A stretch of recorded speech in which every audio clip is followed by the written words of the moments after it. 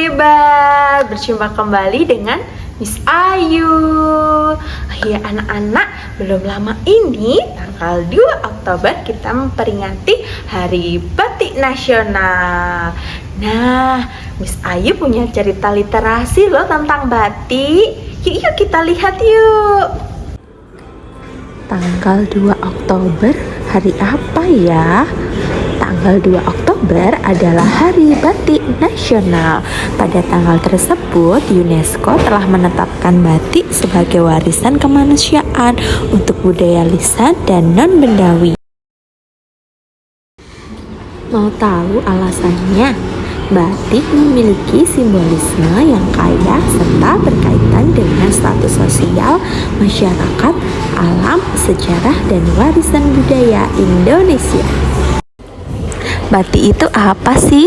Batik adalah kain bergambar yang pembuatannya secara khusus dengan menuliskan atau menerakkan malam pada kain itu. Kemudian pengolahannya diproses dengan cara tertentu. Sekarang kita lihat jenis batik ya. Yang pertama ada batik tulis. Batik tulis dibuat secara manual menggunakan tangan dengan alat bantu canting. Yang kedua ada batik cap. Dibuat menggunakan cap atau stempel motif batik yang terbuat dari tembaga. Yang ketiga ada batik lukis. Dibuat dengan melukis motif menggunakan malam pada kain putih. Yang keempat ada batik sablon atau printing. Dibuat dengan cara diprint atau dicetak. Perkembangan batik di Indonesia cukup pesat, motifnya pun beragam. Di Jawa terdapat beberapa kelompok motif batik dengan ragam hias geometri. Ada batik ceplok, batik parang, batik kawung, dan batik nitif. Dan masih banyak lagi motif batik lainnya. Yuk teman-teman, kita lihat bahan untuk membuat batik tulis ya. Yang pertama ada kain mori. Kain mori adalah kain putih yang digunakan untuk membuat batik. Kedua ada canting. Canting adalah alat untuk melukis atau menerakkan lilin pada kain. Lilin atau malam untuk menutup kain pada proses pewarnaan. Yang keempat ada zat pewarna untuk memberi warna pada kain. Kita lihat bahan-bahan yang lain ya.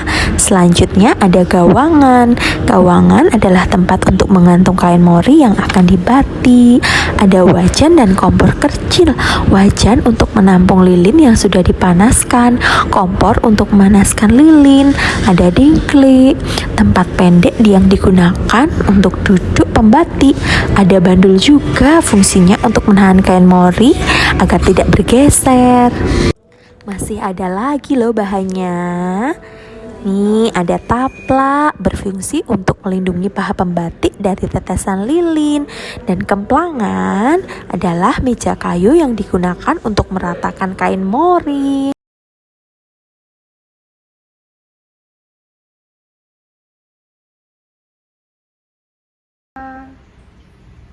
Nah, seperti itu anak-anak cerita tentang batik.